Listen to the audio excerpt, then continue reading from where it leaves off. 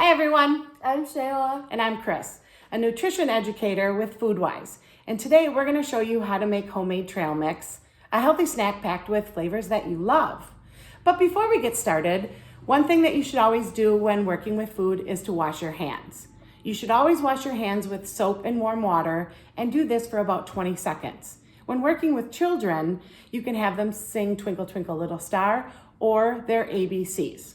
Okay, let's get started. For our trail mix today, we chose a half a cup of banana chips. We love banana chips. You could also choose raisins, dried cranberries, or even dried apples, just to name a couple.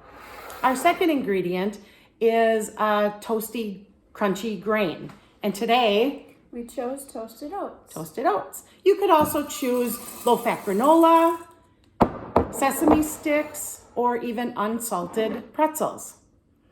For our third ingredient, we chose a cup of unsalted almonds. You could also choose unsalted peanuts, cashews, or even sunflower seeds. You can also leave the nuts out if it's something you don't care for or you have an allergy at home. And the fourth ingredient we chose today is a half a cup of chocolate chunks and a half a cup of unsweetened coconut. Trail mix can be a lot of fun. It can be creative and you can choose the things that you love.